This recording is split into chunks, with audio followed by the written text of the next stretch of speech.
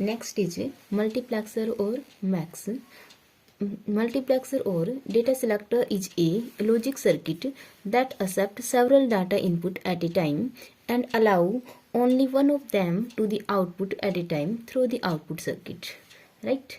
So ये क्या block diagram है मैक्स का या मल्टीप्लेक्सर का या डेटा सिलेक्टर का. That contains several input lines, a number of input, let's say these are n input lines, m select line, m number of select lines here, m select line, and one output at a time. Output is, let's say z is output, only one at a time. Right. A number of input होंगे जैसे कि हम ले लेते हैं D not, D1, D2 and let's see DN up to DN, right, या DN-1 तक. M select line, ये सिलेक्ट लाइन ही डिसाइड करेगी कि कौन सी इनपुट आपके आउटपुट तक जाएगी. And select line also known as control signal. Control signal. These control signal permit one of the input to the output. सिर्फ n इनपुट में से एक इनपुट को अलाउ करेगा to go up to output. Right. जो format है इसका mux का that is 2n/1. We can see 2n/1 और n है आपका नंबर ऑफ सिलेक्ट लाइन. तो यहाँ पे हमने m number of select line ली है दैट इज 2m/1 और m है आपका नंबर ऑफ सिलेक्ट लाइन. ठीक है. अगर आपका m1 है then it is a mux of order 2/1. Okay, क्योंकि 2 to the power 1 and by 1 this number of input and 1 is the output here. If number of select line is 2, then number of input is 2 to the power 2 by 1. Number of input is 4. Number of output is 1. So it is a type of 4/1 max. Right?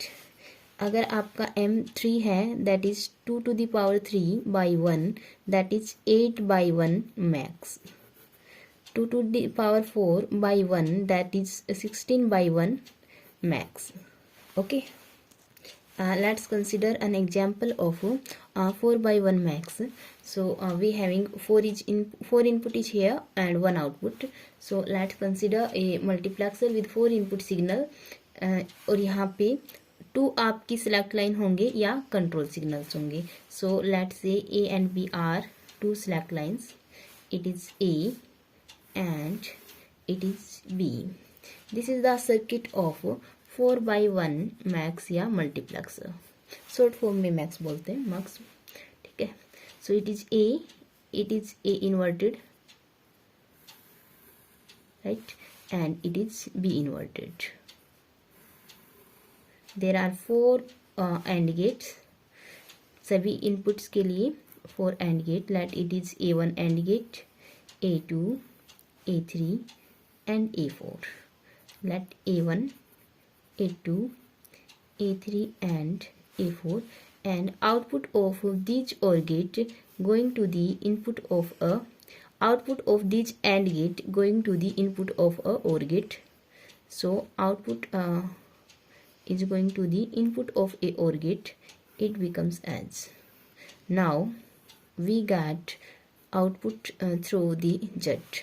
Yeah, we can say output from the output of OR gate. Right. अब इनका connection A not is connected to the first is connected to the A bar and second input is going to B bar and third input is going to the input given to the mux. Let's see it is D not. ठीक है. The second is connected to the second input. Let's see it is D1. Third AND gate is connected to the D2 and fourth AND gate is connected to the D3. Okay, and this is connected to the this is 0 0, let's say, and it is 1 0 1 and 0. This is 0 and 1. भाई ये इसके ए से connected है, ए बार से connected है, दोनों ही it is connected to B and it is connected to A, right? This is the circuit diagram for 4 to 1 multiplexer as shown here, having 4 input bit D0, D1, D2 and D3 and 2 control signal या select lines. अब ये जो control signal है A and B, any data bit ये ही select करेंगी कि कौन सी data bit आपके आउटपुट तक जाएगी, D0, D1, D2 या D3. A number of input is here और इनमें से एक सिलेक्ट होके आपके आउटपुट तक जाएगी और वो सिलेक्ट करेगा आपकी सिलेक्ट लाइन की कौन सी इनपुट आपकी आउटपुट तक जाएगी. इन चारों में से वो इनपुट आपके आउटपुट तक जाएगी जिसके लिए आपका एंड गेट हाई बने.